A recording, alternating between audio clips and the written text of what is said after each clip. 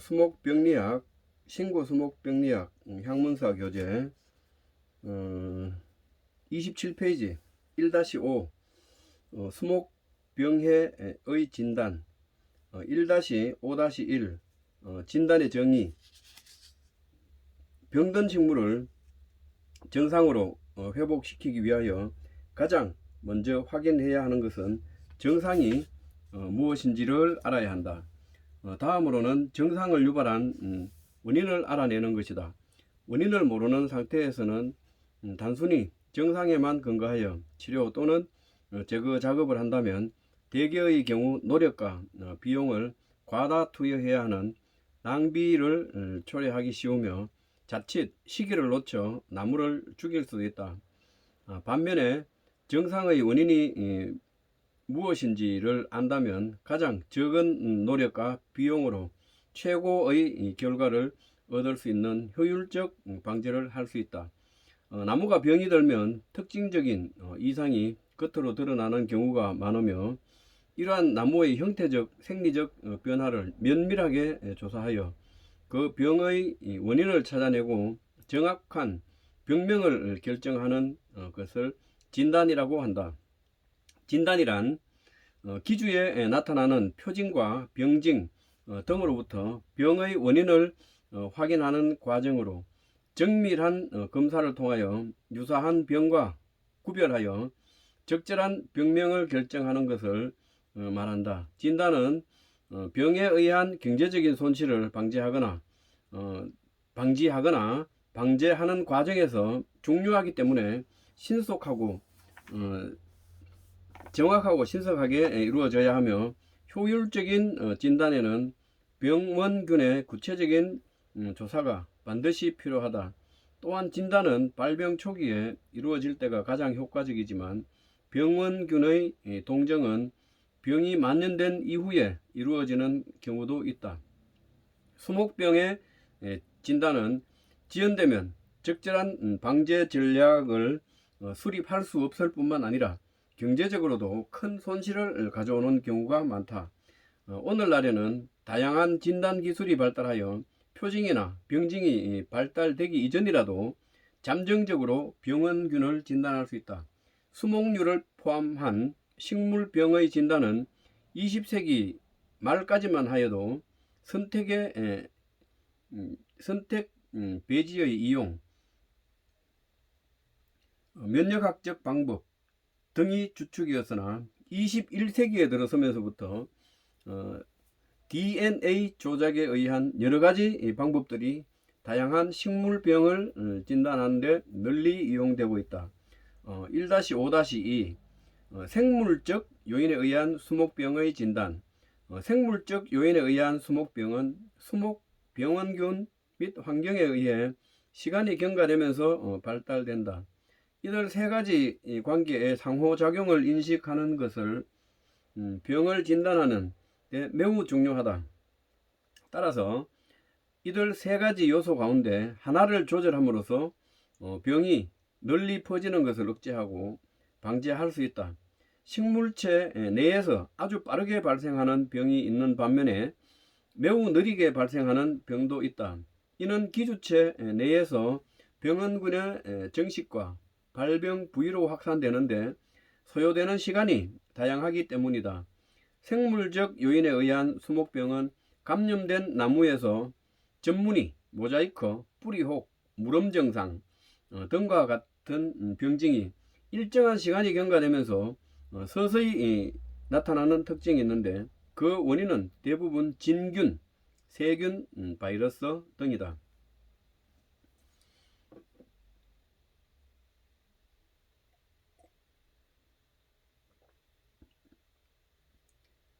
1-5-3 비생물적 요인에 의한 수목병의 진단.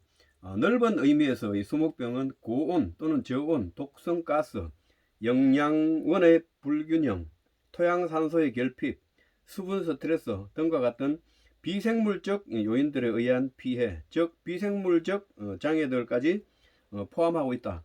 비생물적 장애는 물리적인 상처에 의한 것과 매우 유사하여 병증이 발현되는 시간도 빠르면 몇 시간으로 짧은 편이며 보통 며칠 1에서 3일 이내에 균일한 증상이 급작스럽게 나타나는 특징을 가지고 있다. 이러한 비생물적 장애를 일반적으로 비기생성 수목병이라고 한다. 어떤 경우에는 식물체에 나타난 비정상적인 증상이 다행히도 어떤 특정 요인이 지나치게 많거나 또는 모자랐을 때 나타나는 특징적인 증상이어서 쉽게 진단할 수 있을 때도 있다. 하지만 어떤 경우에는 증상이 매우 애매하여 증상이 나타나기 직전 또는 증상이 진전되고 있는 동안에 가장 뚜렷하였던 기상 조건을 비롯하여 식물체가 자라고 있는 지역 또는 그 근처의 대기 및 토양 오염 물질의 변화, 정상 발현, 이전의 경작 방법, 경작 중에 일어났던 특별한 사건 등을 면밀히 조사하고 분석해야만 병을 진단할 수 있기도 하다. 실제로 비기생성 병의 병징이 너무 불명확하거나 바이러스 및 파이토플라스마 뿌리에 기생하는 병원체 등에 의한 병진과 매우 비슷한 증상을 일으키는 경우가 의외로 많다. 이러한 경우 비기생성 병을 진단하기는 너무 복잡하고 어려운 일이다. 어떤 증상이 비기생성 원인에 의한 것이라면 사실을 증명하려면 우선 이상이 나타난 부위에 바이러스나 파이토플라스마 또는 뿌리에 이상을 일으키는 병원체가 존재하지 않는다는 것을 밝혀야 한다. 그 다음 단계는 그러한 증상을 일으킨 원인으로는 여겨지는 조건을 건전한 식물체도 만들어 주어 똑같은 증상을 얻을 수 있어야 한다. 만일 여러가지 환경 요인들이 각 식물체에 일으키는 증상들이 비슷하다면 과연 그 환경 요인들 가운데 어떤 것이 병의 직접적인 원인인지를 알아내기 위하여 가능하다면 병의 원인으로 의심되는 그 환경 요인을 정상으로 조절한 상태에서 병든 식물체를 키워 보아야 한다.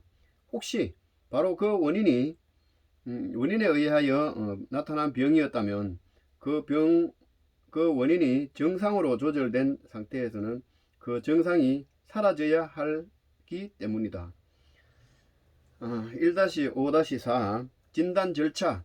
흔히들 진단이라고 하면 나무에 나타난 증상으로부터 병원균을 분리하고 그 병원균이 무엇인지를 알아보는 것으로 알고 있는데, 실제로 이러한 방법으로 진단을 한다는 것은 이미 병원균에 의한 증상이라고 단정 짓고 시작하는 것으로서 시간과 노력을 낭비하거나 잘못된 진단, 즉 오진을 하게 될 가능성이 매우 높다. 정확하고 효율적인 진단을 위해서는 다음과 같은 절차에 따라야 한다. 1. 정상과 비정상의 판별.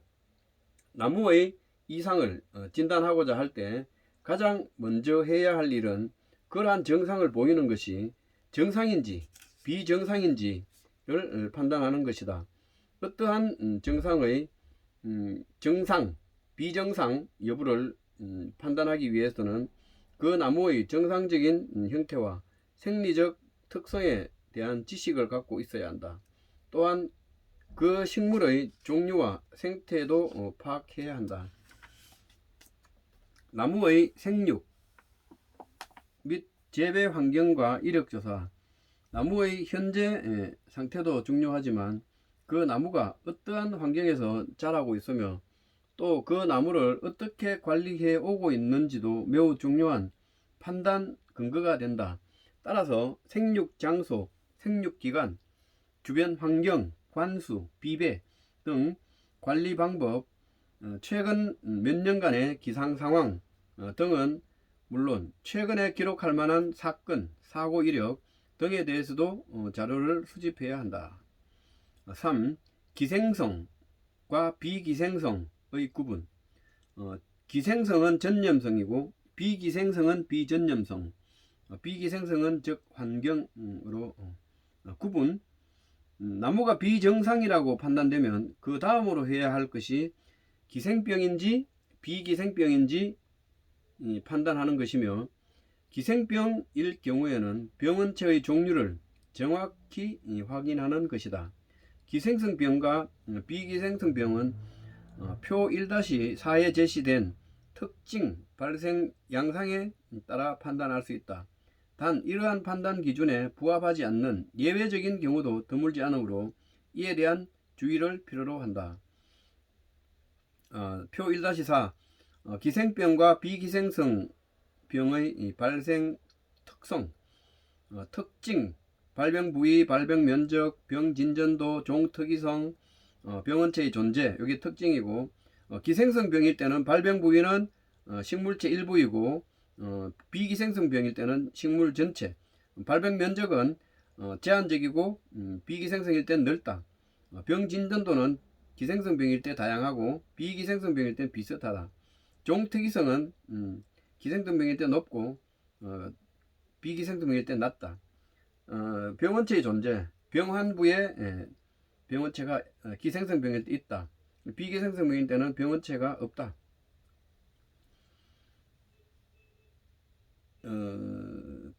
비생물적 비전염성일 때는 염해, 환경, 제초제 등등으로 인한 거고. 4. 병징과 표징 관찰. 병징은 해로운 병원균의 작용, 미량 원소의 결핍 또는 공해 등의 원인에 의하여 기주식물에 나타나는 기능 장애로서 나무의 세포, 조직 또는 기관에 형태적, 생리적 이상이 생겨서 외부로 나타나는 반응이다. 병징은 초기에 기주식물의 세포 수준에서 발생하기 때문에 진단 과정에서 쉽게 발견하기 어려울 때도 있다. 표징은 감염한 병원체가 정식하여 병원체의 전체 또는 일부가 겉으로 드러나 확인할 수 있는 것으로서 병원체의 종류에 따라 다르게 나타나기도 한다. 하지만 병징이 항상 일정한 것은 아니며 서로 다른 원인이 똑같거나 매우 비슷한 병징을 일으키는 경우 똑같은 원인이 기주의 종류나 환경에 따라 다른 원인을 나타내는 경우 복합적인 원인에 의하여 특정 원인의 증상이 다르게 나타나는 경우 등이 있으므로 주의해야 한다. 5. 원인의 검출. 이상 증상이 나타나도록 한 원인을 검출해야 하는데 가장 간단한 것은 현장에서 이루어지는 유관 검사로서 대부분 표징의 검출 및 관찰로 이루어진다. 이 과정에는 주머니 칼 같은 것으로 병징이 나타난 부분을 잘라 내부를 관찰하기도 한다. 현장 탐색에서 원인을 찾아내기 어려운 경우에는 증상이 나타난 조직을 실험실로 옮겨와 병원균을 배양해 보거나 현미경으로 관찰한다. 또한 생리화학적 방법으로 병원균을 탐색하기도 하며 접종 시험을 통하여 병원균을 판정하기도 한다. 최근에 많이 사용되는 좀 더 정밀하고 정확한 방법으로는 면역학적 진단법과 분자생물학적 진단법이 있다. 6. 조사 및 검출 자료의 분석과 최종 판단. 이상과 같은 순서, 절차에 따라 수집한 자료들과 획득한 결과들을 유기적이고 과학적인 방법으로 분석하여 최종적으로 판단한다. 1-5-5 병징. 나무에 나타난 이상 증상을 병징이라고 한다. 아까 표징은 외부로 나타나는 반응이고 병징은 나무에 나타나는 이상 증상이다. 나무에 나타나는 병징은 기생성 또는 비기생성 원인의 영향을 받아서 저장 물질의 이동, 수분과 무기염료의 흡수, 수분 수송, 분열 능력, 광합성 산물의 이동과 저장, 그리고 재생 능력 등이 교란되어 나타나는 것으로 알려져 있다. 주로 병징은 다음과 같다. 병징은 그림 1-10을 참조하라고 했는데 요거는 시간 날 때 천천히 보면 될 것 같고, 생육장애. 외화, 세포의 분화가 잘 이루어지지 않아 기관의 발육 정도가 낮은 걸 외화라고. 쇠퇴, 영향을 받은 잎이나 다른 부분이 조직의 성장과 확산에 관계없이 세포의 분화가 정지되는 것. 위축, 전체 식물의 크기가 작아지는 것. 억제, 기관의 발달이 완성되지 않는 경우.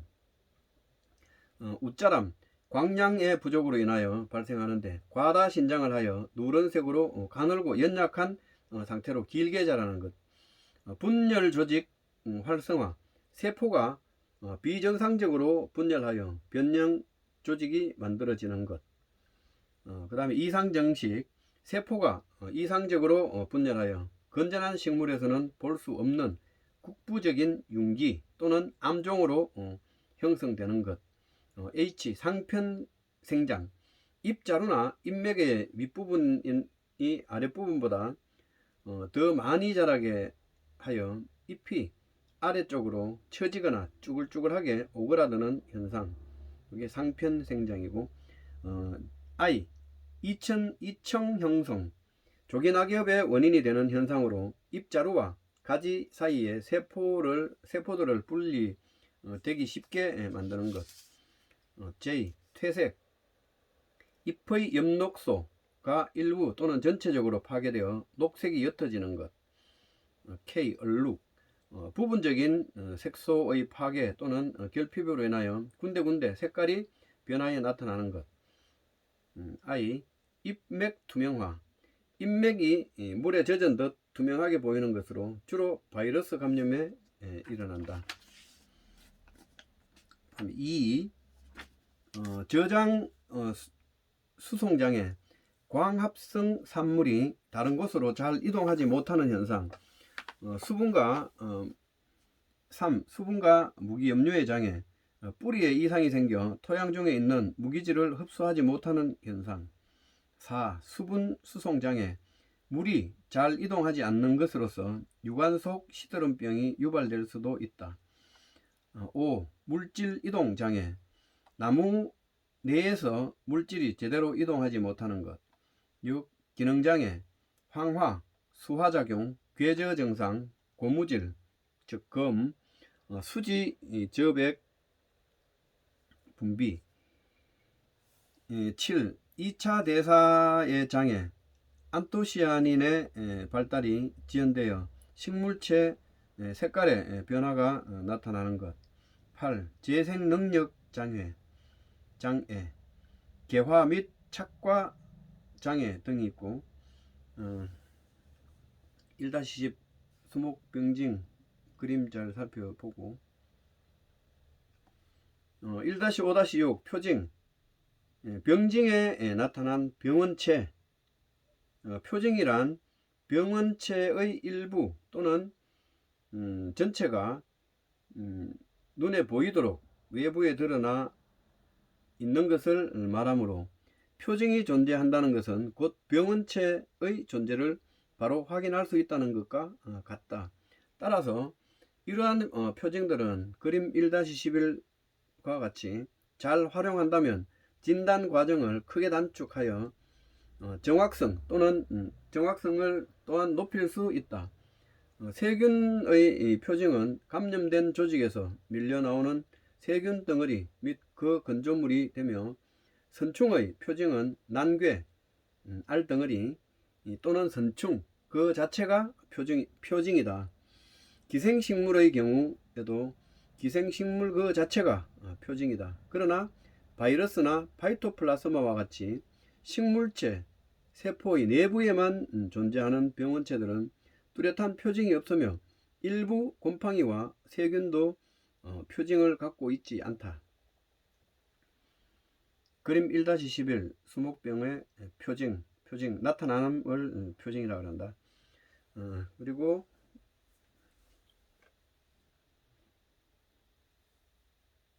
1-5-7 수목병의 진단법.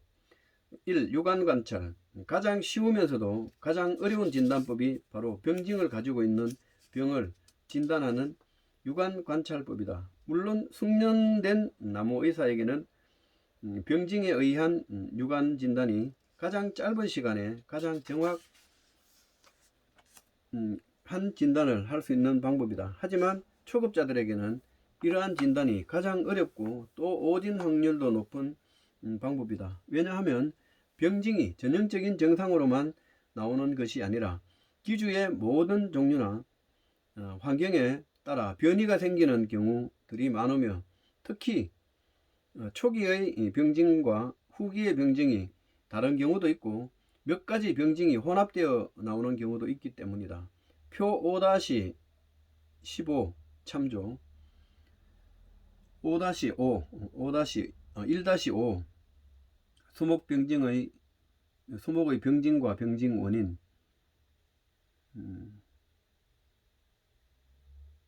황하, 누렁 현상으로부터 혹, 기타 기형까지 쭉 있는데 이것도 요 표 자체를 그려서 요거는 외워야 될 것 같아. 그러나 무엇보다도 큰 어려움은 서로 다른 여러가지 원인들이 비슷한 병증을 나타낸다는 사실이다. 따라서 이러한 작은 차이들을 잘 구별해낼 수 있어야 오진을 피할 수 있다. 기생성 병은 병원체가 병한부에 나타나는 표징이 있을 수도 있으므로 확대경과 현미경을 이용한다면 더 좋은 결과를 얻을 수 있다. 표징은 일반적으로 병반에 나타나지만 바이러스나 파이토플라스마와 같은 병원체는 기생성 병원체임에도 불구하고 표징을 만들지는 않는다. 뭘 읽었는지 모르겠어. 다시. 기생성 병은 병원체가 병환부에 나타나는 표징이 있을 수도 있으므로 확대경과 현미경을 이용한다면 더 좋은 결과를 얻을 수 있다. 표징은 일반적으로 병반에 나타나지만 바이러스나 파이토플라스마 같은 병원체는 기생성 병원체임에도 불구하고 표징을 만들지 않는다. 바이러스나 파이토플라스마 같은 병원체는 기생성 병원체임에도 불구하고 표징을 만들지 않는다. 유관진단은 병원균에 의한 기주의 변화와 병원균이 형성한 구조물을 대상으로 하기 때문에 병원균의 활성과 병원성을 추가로 검증해야 하며 병원균에 따라 검증 방법을 다양하게 이용할 수 있다. 2. 배양적 진단. 1. 여과지 습실 처리법. 여과지 습실 처리법은 병든 식물체, 즉 종자, 잎, 꽃, 줄기, 뿌리 등 식물체에 병증이나 표징이 나타나지 않을 때 사용하는 방법으로서 수입 종자를 검역할 때 가장 많이 사용하고 있다. 멸균된 페트리 접시에 여과지를 2장 넣고 멸균수로 적신 후 병든 식물체를 페트리 접시에 알맞게 잘라서 직접 또는 U자형 유리관 위에 올려놓고 그림 1-12를 참조하고 20에서 25도씨 항온기에 3에서 7일 정도 배양하여 병반 부위에 형성된 포자 등을 관찰하여 동정한다. 이때 해부 현미경으로 병한부에 만들어진 포자 등을 자세히 관찰하며 병을 일으킨 병원체를 동정해야 한다. 페트리 접시가 없을 때는 페트리 접시 대신 밀폐 용기나 뚜껑이 있는 그릇을 사용할 수도 있으며 아주 간단하게 용기 대신 비닐봉지를 사용하기도 한다. 그림 1-12 참조하고 비닐봉지 안에 물을 적신 신문이나 휴지를 넣고 그 옆에 병든 식물 조직을 넣은 뒤 봉지 안에 바람을 불어넣고 입구를 묶어주면 된다.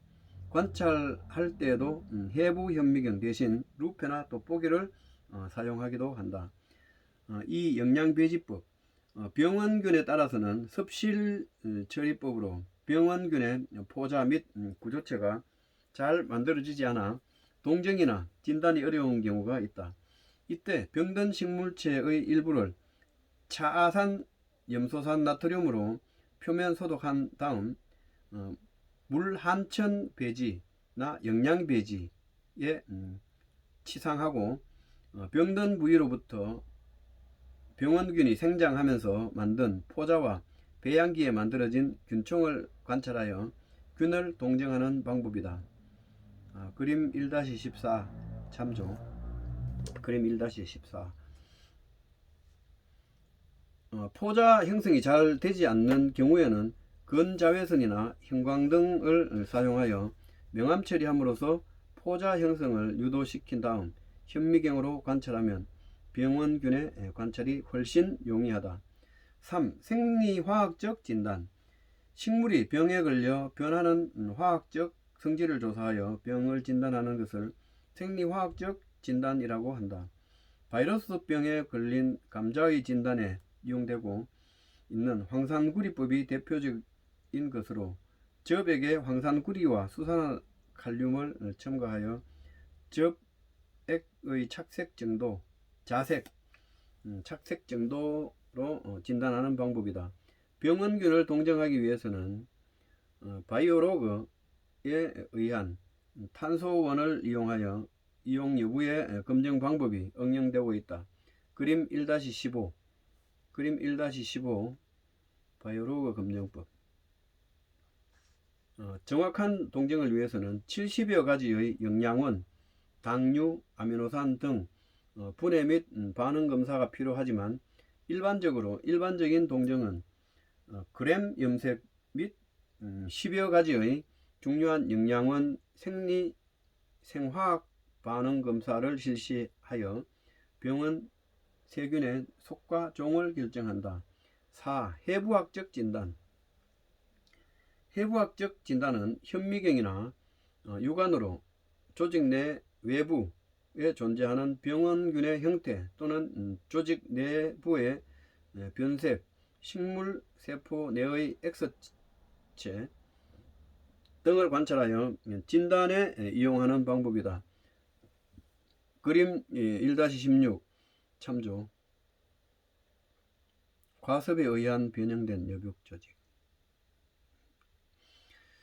포장에 발생한 시드롬병 증상이 곰팡이에 의한 것인지 또는 세균병에 의한 것인지를 구별하기 위해 투명한 컵에 깨끗한 물 80% 정도를 채우고 시드롬 증상을 나타내는 식물체의 땅가 부분의 줄기를 칼로 잘라낸 다음 컵 속의 물에 담가 밑부분이 완전히 바닥에 닿지 않게 하고 5 내지 10분 정도 관찰한다. 세균에 의한 풋 마름병일 경우에는 우윳빛 세균들이 줄기 단면에 물관부에 누출되어 나오므로 쉽게 진단할 수 있다. 그림 1-17 참조. 세균에 의한 풋마름병의 진단. 병든 조직체 내에 자실체를 만드는 병원균을 진단할 때는 자실체를 정확히 떼어내거나 조직을 손칼 또는 미세 절편기로 절편을 만들어 자실체의 형태 및 형성된 포자들의 색깔을 고려하여 동정한다. 이때 주의해야 할 점은 형성된 자실체가 상하지 않고 원형 그대로 유지하여야 하며 자실체 표면의 모양과 내부 분생 포자 또는 잔황 포자의 배열과 크기 등 여러가지 동정에 필요한 요인들을 하나하나 정밀하게 조사해야 한다는 것이다. 5. 현미경적 진단. 병원체의 동정과 진단을 위해 해부 현미경, 광학 현미경, 전자 현미경 등을 이용한다. 해부 현미경은 육안으로 진단되지 않는 병원균을 관찰하는 데 중요한 역할을 한다. 그러나 병반에는 병원균과 부생균이 혼재되어 있으므로 어떤 미생물이 발병에 주된 역할을 했는가 하는 결정하는 것은 매우 어렵다. 따라서 해부 현미경으로 1차적인 진단을 수행하지만 발병에 관여하는 병원균은 병원성 검정을 통해 결정해야 한다. 광학 현미경을 사용하면 해부 현미경보다 높은 배율에서 진균과 세균을 관찰할 수 있다. 그림 1-20 참조. 그림 1-20 방학현미경.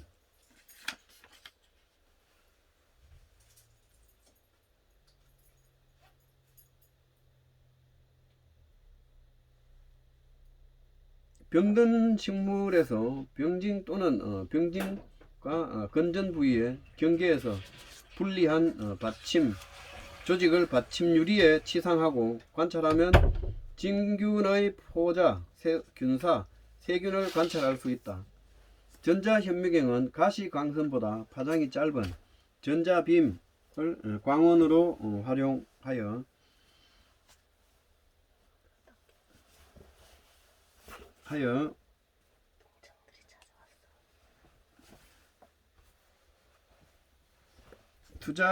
투과 전자현미경은 시료를 투과한 전자빔의 투과 정도에 따른 명암 대비로 상을 형성하며 세포 내부 세균의 부속사, 바이러스 입자 등을 관찰하는 데 이용한다. 그림 1-21과 1-22 참조. 주사현미경은 전자빔으로 시료에 주사하여 반사된 전자빔을 포획하여 상을 형성하며 진균, 세균, 식물의 표면 정보를 얻기 위하여 이용한다. 그림 1-23 및 1-24 참조. 주사현미경.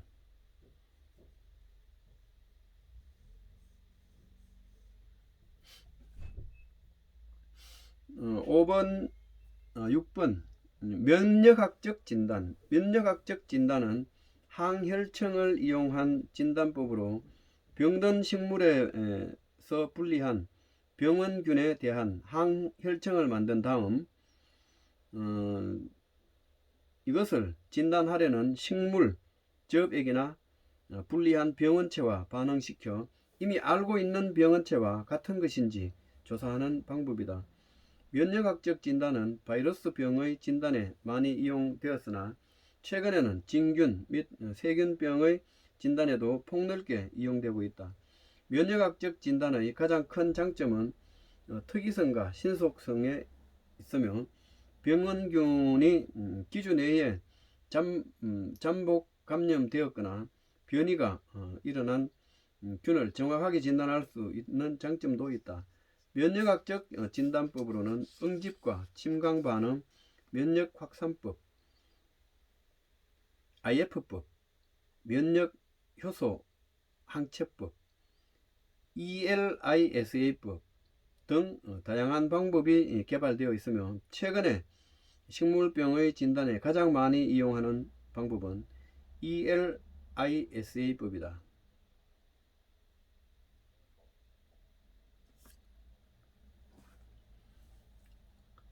수목류를 감염하는 그리 많지 않은 편이지만 식물을 감염하는 바이러스의 진단에는 앞으로도 많은 앞의 방법들 이외에도 ISEM법, 도트 브롯 ESA, 딥식법 등이 딥스틱법 등이 이용되고 있다. 면역학적 진단에는 일반적으로 다클론 항체를 사용해 왔으나 1970년대부터는 단클론 항체가 개발되었으며 최근에는 목적에 따라 두 가지 모두를 사용하고 있다.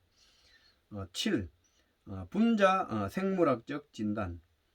분자 생물학적 진단은 식물병원균의 진단과 동정에 DNA를 이용하는 방법으로 최근 가장 보편적으로 이용되고 있다. 병든 식물체의 병원균을 분리하여 DNA를 추출한 후에 PCR을 이용하여 병원균의 특정 유전자 또는 DNA 부위를 정폭한다.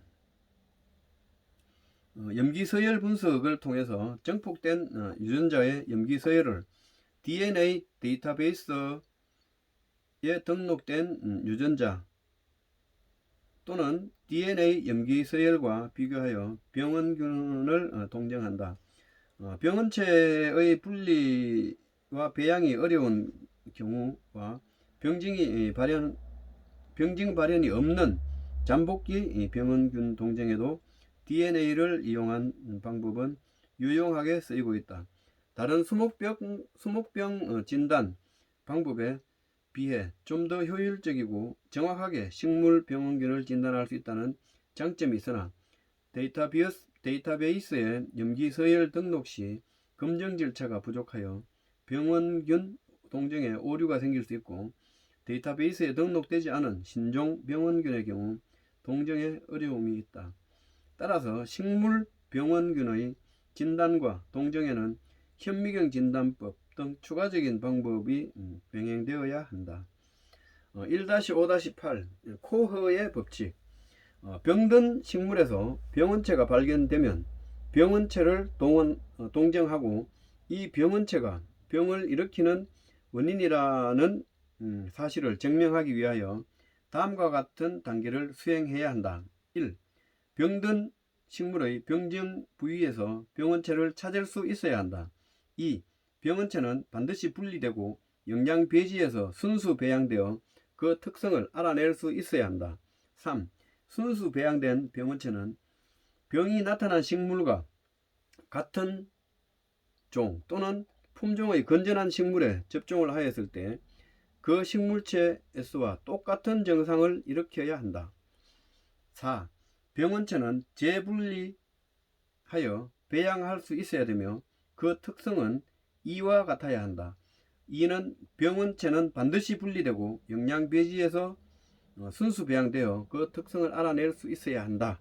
네 가지.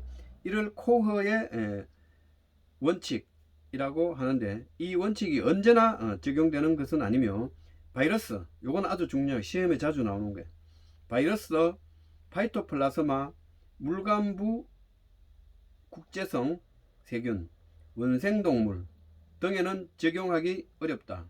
왜냐하면 이들 병원체는 배양이나 순화가 불가능하고 병을 일으키기 위해서는 식물체에 재접종하는 것이 불가능한 경우도 있기 때문이다. 따라서 그 병의 병원체로 당장 인정하는 것은 다소 잠정적이나 앞으로 분리와 배양, 병원체의 접종 기술 등이 개선된다면 오늘날 잠정적으로 정한 여러 병원체들이 실제 병원체임이 밝혀질 수 있다는 것이다. 코어의 원칙이 적용되지 않는 것은 바이러스, 파이토플라스마, 물관부 국제성 세균, 원생동물 등에는 적용하기 어렵다. 다음은 1-6, 요거는 다음 시간에